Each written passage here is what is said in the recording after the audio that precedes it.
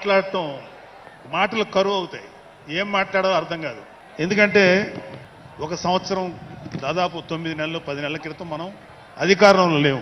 అప్పుడు మనకి ఎలాంటి విషయాన్నైనా ఏ విషయాన్నైనా తీవ్రంగా మాట్లాడగలిగేటువంటి శక్తి ఉంది. కానీ ఇప్పుడు అధికారం వచ్చిన తర్వాత మనం ఒళ్ళు దగ్గర పెట్టుకొని చాలా కేర్ఫుల్గా ఉండాలి. అలా ఒళ్ళు దగ్గర పెట్టుకోకుండా నోటికొచ్చినట్లు మాట్లాడితే ఏం జరుగుతుందో మనందరం కళ్ళారా చూస్తున్నాం. ఇవాళ అహంకారం తలకెక్కి నోటికొచ్చినట్లు మాట్లాడి చిన్న పెద్ద తేడా లేకుండా బిహేవ్ చేసినటువంటి మాట్లాడినటువంటి కొంతమంది ప్రతిపక్ష అని చెప్పలేములేండి, ప్రతిపక్షం లేదు కదా, నాయకులకి ఏం జరిగిందో తెలుసుకున్నాం. కాబట్టి ప్రతి మాట ఆచితూచి మాట్లాడాలి. సో అందుకని కొంచెం అది కూడా కాకుండా మేమందరం కూడా మాకు కొన్ని లిమిటేషన్స్ ఉన్నాయి. మన ప్రెసిడెంట్ గారు ఏమాత్రం ఒక మాట తేడాగా మాట్లాడినా ఒక ఏ విధంగానూ స్పేర్ చేయనటువంటి వ్యక్తి, ఒక డిసిప్లైన్డ్ లీడర్ ఆయన. సో ఆయన ఆధ్వర్యంలో చాలా జాగ్రత్తగా పనిచేస్తాం, జాగ్రత్తగా మాట్లాడతాం. Thank you very much. అసలు ఒక 12 సంవత్సరాల కాలం మన హిందూ సాంప్రదాయంలో 12 సంవత్సరాలకి ఒక ప్రత్యేకత ఉంది. మన కృష్ణా గోదావరి లాంటి నదులకి పుష్కరాలు జరుగుతుంటాయి. చాలా పవిత్రమైన రోజులు అవి. అలాగా మిగతా అన్ని ఆవిర్భావ సభలు ఒక ఎత్తు అయితే ఈ 12వ ఆవిర్భావ సభ ఒక నదికి వచ్చిన పుష్కరాలు ఎంత పవిత్రమైనయో అంత గొప్ప రోజు ఈరోజు. సో ఈ అవకాశం మనకి ఇచ్చినటువంటి పవన్ కళ్యాణ్ గారికి మనం అందరం సదా కృతజ్ఞులై ఉండాలి. ఇప్పుడు పవన్ కళ్యాణ్ గారు ఆయన సాధించినటువంటి సక్సెస్, ఆయన సాధించినటువంటి విజయం మనం ప్రత్యేకంగా చెప్పుకోకర్లా.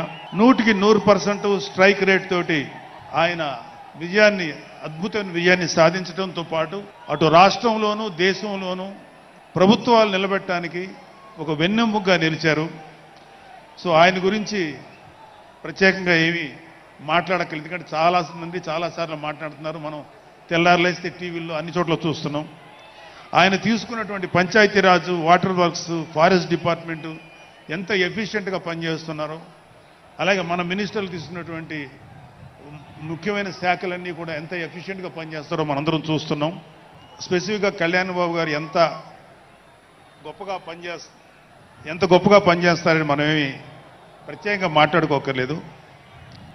సో అయితే ఎన్ని మాట్లాడినా ఒక విషయం అయితే మనం మాట్లాడుకోవాలి. ఒక సినిమా స్క్రిప్ట్ కానీ ఒక ఉపన్యాసం కానీ దానికి కొన్ని లక్షణాలు ఉంటాయి. అంటే ప్రతి స్పీచ్లోనూ ఒక హీరో, అంటే ఒక సినిమాకి చెప్పిన ఒక హీరో, ఒక విలను, ఒక హీరోయిన్, ఒక హాస్యగాడు ఇలా ఉంటారు. సో మనం వైసీపీ హాస్యగాళ్ళ గురించి చెప్పుకోకుండా ఈ స్పీచ్ని ఎండ్ చేయలేం.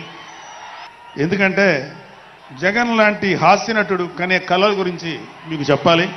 ఆయన ఎలక్షన్స్ అయిపోక ముందు నిద్రలోకి వెళ్ళారు. ఇప్పటికి నిద్ర లేవాలి. అప్పుడప్పుడు నిద్రలో లేచి కలవరిస్తుంటారు.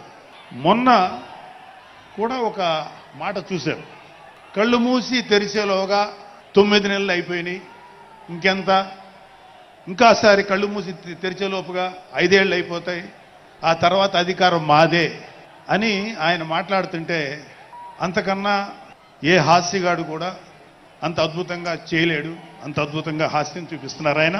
కానీ ఆయనకి నా సలహా ఏంటంటే, సార్ మీరు నిద్రలోనే ఉండండి, అప్పుడప్పుడు కలవరించండి, తప్పులేదు. ఇంకొక 20-30 ఏళ్ల తర్వాత మీరు కల్లో నుంచి బయటికి రండి, అప్పుడు దాకా మిమ్మల్ని ఎవ్వరూ డిస్టర్బ్ చేయరు. ఇది నాకు మనస్ఫూర్తిగా నేను మీకు ఇచ్చే సలహా. మీరు 20 ఏళ్ల తర్వాత మేలుకోండి, ఆ తర్వాత మీ ఇష్టం. మేమైతే 20 ఏళ్ల దాకా మిమ్మల్ని హ్యాపీగా పడుకోమనే సలహా